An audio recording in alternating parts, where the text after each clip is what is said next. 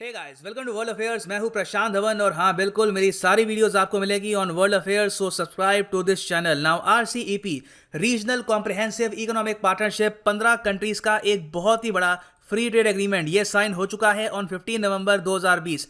Now ये अपने आप में दुनिया का सबसे बड़ा फ्री ट्रेड एग्रीमेंट है। जी हाँ, इट इज़ बिगर देन यूएसएमसीए जो यूएस मैक्सिको कनाडा का एक एफटीए है। उसके अलावा यूरोपियन यूनियन से भी एक बड़ा फ्री ट्रेड एग्रीमेंट है ये। और यहाँ पे आप सोचेंगे वेट, यूएस इसका पार्ट नहीं है, इंडिया इसका पार्ट नहीं है, तब भी इन 15 कंट्रीज ने दुनिया का सबसे बड़ा एफटीए साइन कर लिया। तो यहाँ पे मैं कहूंगा बिल्कुल, क्योंकि आरसीईपी जो कंट्रीज हैं इनमें आप अगर देखो तो दुनिया की 30% आबादी आपको यहाँ पर मिलेगी, दुनिया की 30% जीडीपी आपको यहां पर मिलेगी और टोटल ग्लोबल ट्रेड का 28% होता है बिटवीन दी आरसीईपी कंट्रीज। और वर्ल्ड मीडिया, वेस्टर्न मीडिया ने भी इसको एक्नॉलेज किया है। यहां पे आप देखेंगे बीबीसी का आर्टिकल है, RCEP Asia Pacific countries form world's largest trading bloc. और बिल्कुल ये यूरोपियन यूनियन से भी बड़ा है in terms of trade and population. और इसका देखो रीजन भी है क्योंकि 3 मैसिव एशियन कंट्रीज यहाँ पे आती हैं जिनकी करोड़ों की आबादी है और नॉमिनल जीडीपी ट्रिलियंस में आती है। फॉर एग्जांपल चाइना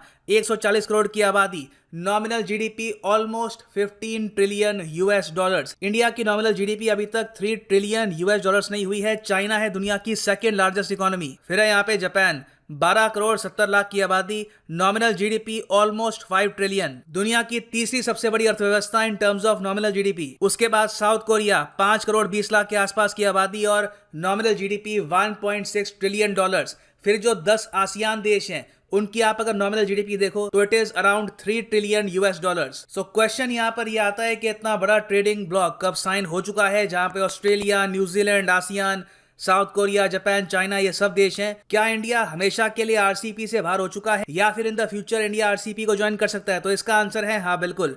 आरसीईपी ने एक क्लॉज ऐड किया है अपने एग्रीमेंट में जहां पर इंडिया को मिली है स्पेशल प्रिविलेज कि इंडिया ज्वाइन कर सकता है इस ट्रेड एग्रीमेंट को एज एन ऑब्जर्वर मेंबर और इन द फ्यूचर कभी भी इंडिया भी पार्ट बन सकता है आरसीईपी का। यहां पे आप देखेंगे आर्टिकल है द इंडियन एक्सप्रेस का, door still open for India may take part in meets as observer.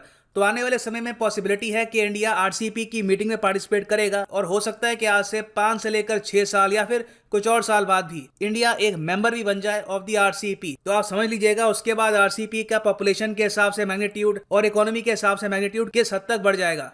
ना अगर हम बात करें ऑब्जर्वर कंट्री के सिस्टम की तो ये काफी आम है। यूनाइटेड नेशन से लेकर एससीओ और इवन सार्क हर जगह आपको मिलेंगे ऑब्जर्वर कंट्रीज। फॉर एग्जांपल जो सार्क कंट्रीज है, south Asian association for regional cooperation, वहां पे ऑब्जर्वर देश हैं यूएस, ऑस्ट्रेलिया, चाइना और कई और कंट्रीज हैं। और वो चाहती है कि इन द फ्यूचर वो भी उस संगठन का एक पार्ट बन जाए, एक मेंबर बन जाए। ना ऑब्जर्वर कंट्री मेंबर बनेगा या नहीं बनेगा ये डिपेंड करता है मेंबर कंट्रीज पे कि क्या वो वोट करते हैं, क्या निर्णय वो सब लेते हैं। फॉर एग्जांपल एससीओ में बहुत ही लंबे समय तक इंडिया एक ऑब्जर्वर था, बाद में फाइनली जब सहमति बनी रशिया और चाइना के बीच में और ये कहा गया कि ठीक है इंडिया के साथ पाकिस्तान को भी हम मेंबर बनाएंगे, तो उसके बाद इंडिया और पाकिस्तान दोनों देश बने from observer to member countries. और ऑब्जर्वर कंट्री देखो जो मीटिंग्स होती है उसमें पार्टिसिपेट करता है, मगर ऑब्जर्वर देश के पास वोट करने की एबिलिटी नहीं होती और ना ये कुछ प्रपोजल रख सकते हैं, या आप कह सकते हैं लिटरली जरा ये वर्ड है ऑब्जर्व करने के लिए आते हैं, उसके अलावा किसी और एक्टिविटी में इनकी पार्टिसिपेशन होती नहीं है। और सिंस हम यहाँ पे बात कर रहे हैं ऑब्जर्वर की तो एक क्वेश्चन मैं आपसे पूछूंगा रिगार्डिंग ऑब्जर्वर।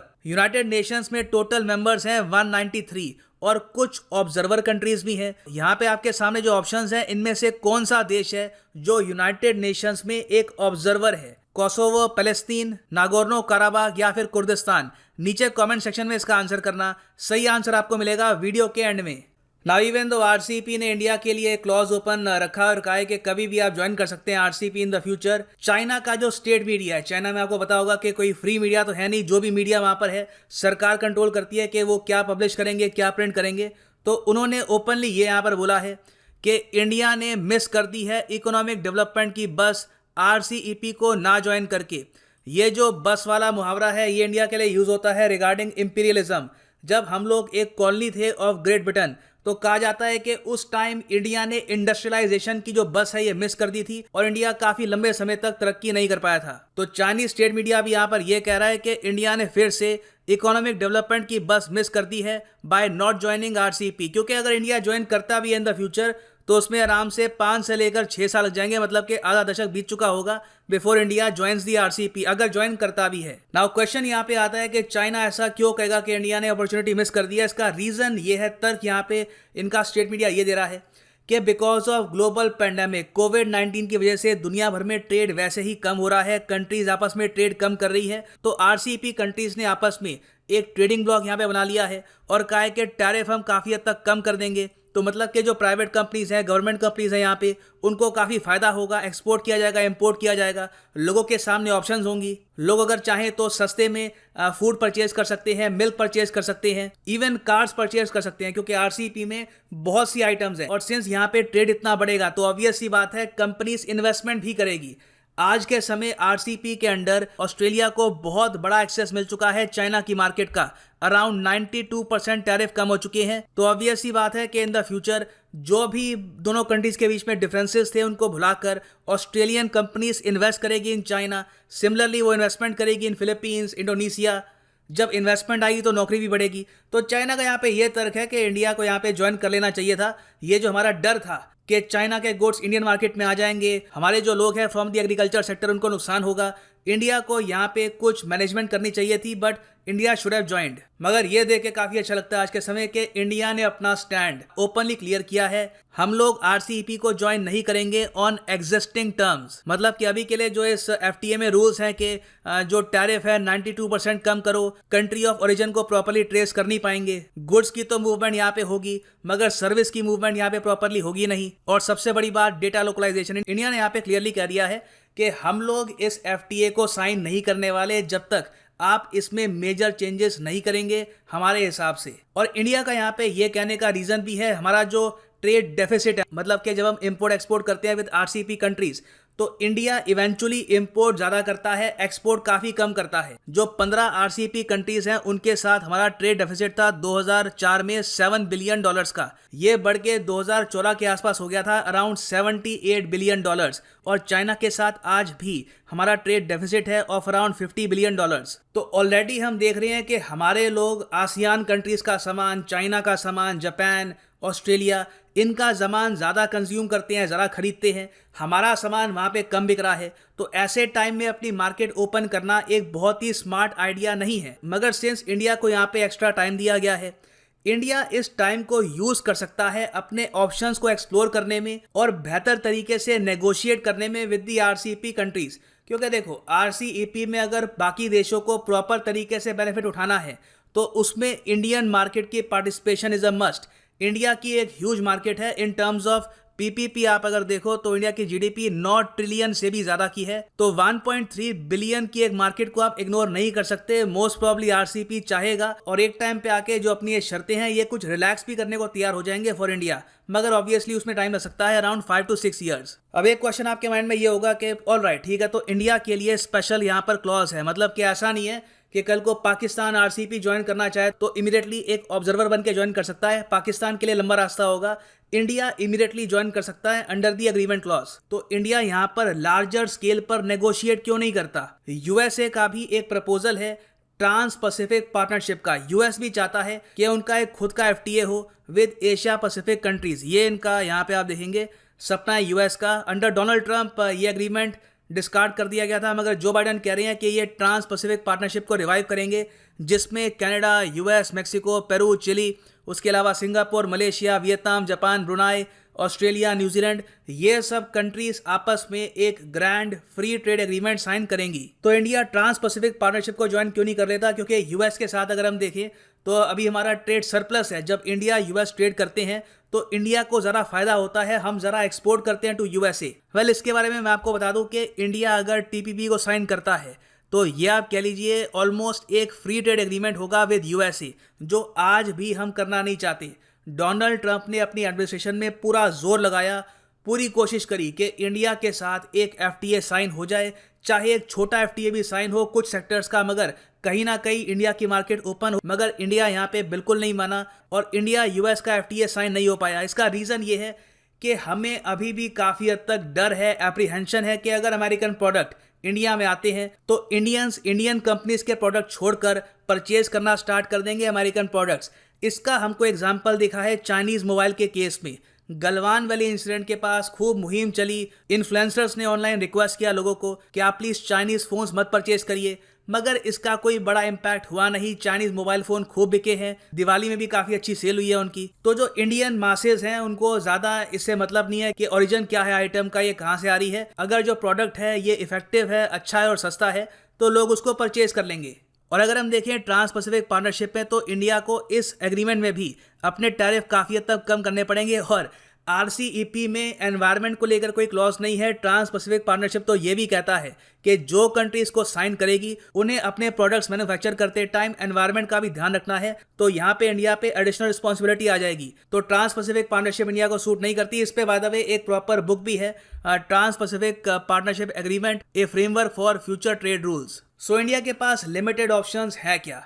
सबसे अच्छी और बेसिक ऑप्शन ये है कि मेक इन इंडिया को सपोर्ट करें और बाय इंडियन प्रोडक्ट्स। अपनी इंडस्ट्री को सपोर्ट करें ताकि आने वाले 5-10 साल में हमारी इंडस्ट्री इतना ग्रो करे कि वो ऑस्ट्रेलिया, जापान, चाइना में कॉन्फिडेंस के साथ अपना सामान बेच पाए।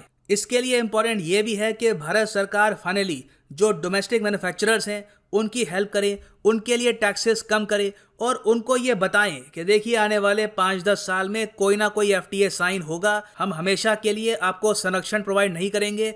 तो इनोवेशन पे पैसा खर्चिए, रिसर्च पे पैसा खर्चिए, मार्केटिंग करिए अपने प्रोडक्ट्स की और समझिए कि इंटरनेशनली अपने गुड्स को आप कैसे सेल कर सकते हैं। तो ये सब करना हमारे लिए काफ़ी इंपॉर्टेंट है। उसके अलावा एक बहुत ही इंपॉर्टेंट सेक्टर है एग्रीकल्चर।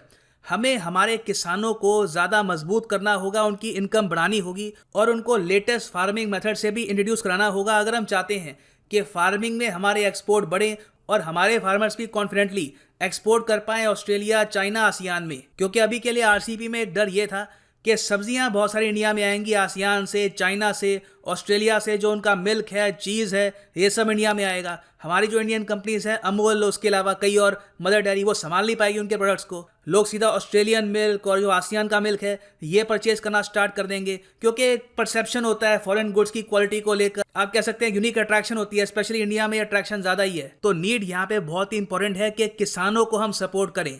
हमारी जो एग्रीकल्चरल एक्सपोर्ट्स हैं, बाय द वे मैं आपको ये बता दूं कि पिछले 5 साल में काफ़ी हद तक गिरे हैं। 2014 में हमारा जो एग्रीकल्चरल एक्सपोर्ट था इट वाज अराउंड $43 बिलियन।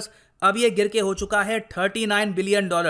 अब हमें ये भी देखना होगा कि कोविड-19 की वजह से इंडिया में मैसिव जॉब लॉस हुआ है। रूरल एरिया में जो लोगों के छोटे उद्योग थे उनको नुकसान हुआ है। तो ऐसे सिनेरियो में डेफिनेटली हमें किसानों की हेल्प करनी चाहिए। सीधा उनकी जेबों में हमको पैसे डालने होंगे। अभी के लिए जो हम उनको दे रहे हैं साल के 6,000 रुपये, उससे काफ़ी ज़्यादा अमाउंट हमें किसानों को प्रोवाइड करना होगा ताकि हम इंश्योर कर पाएँ कि इन द फ्यूचर हमारे किसान भी कम्पीट कर पाएँ with Australian and Chinese farmers. So वापस आते हैं अपने क्वेश्चन पे कि यूनाइटेड नेशंस के 193 मेंबर कंट्रीज़ हैं और बाकी जो ऑब्जर्वर कंट्रीज़ हैं उनमें से कौन सा देश यहाँ पे है। तो यहाँ पर जो सही आंसर है वो ए बिल्कुल नहीं है। Kosovo is not a member of UN। उसके अलावा यहाँ पर सी भी आंसर नहीं है। नागोरो काराबाख एक डिस्प्यूटेड एरिया है between Azerbaijan Armenia, recently news में था बिकॉज ऑफ वॉर। कुर्दिस्तान को भी एक रिकॉग्निशन UN के थ्रू नहीं मिली है। तो यहाँ पर सही आंसर है state of Palestine. United Nations में आज के समय है बस 2 ऑब्जर्वर। एक तो है होली सी, SEA नहीं SEE, होली सी। ये सॉवरेनिटी होल्ड करते हैं ओवर द वेटिकन सी और ये आज के समय एज एन एंटिटी है observer members of the United Nations general assembly. फिर अगर हम बात करें पैलेस्टीन, तो ये भी कोशिश कर रहा है एक फुल मेंबर बनने की, मगर बिकॉज ऑफ इजराइल और US ये फुल मेंबर बन नहीं रहा। मगर for the time being it is an observer member of United Nations. So इसी के साथ वीडियो करते हैं खत्म। फाइनली मैं आपको बताना चाहूँगा, आप अगर किसी भी एग्जाम की तैयारी कर रहे हैं, whether it is SSC, bank, railway, MPPSC, UPPSC, RPSC, IIT, GATE, NEET, किसी भी एग्जाम की आप प्रेपरेशन कर रहे हैं तो अनअकैडमी पे इसके कोर्सेज मौजूद हैं। लाइव क्लासेस आपको मिलेंगी विद टेस्ट्स और आपको ये प्राइस पे करने की आवश्यकता नहीं है। अनअकैडमी की ऐप डाउनलोड कर लो या वेबसाइट पे जाओ, वहाँ पे कोड डालो PD10 और सीधा जो भी कोर्स है आपको सस्ता मिलेगा। यहाँ पे आप देख पाएंगे प्राइस में डिफरेंस कितना है। आप काफी बड़ा डिस्काउंट यहाँ पे अवेल कर सकते हैं by using the code PD10। So this right here is the end of the video. Thank you for listening and as always God bless you all.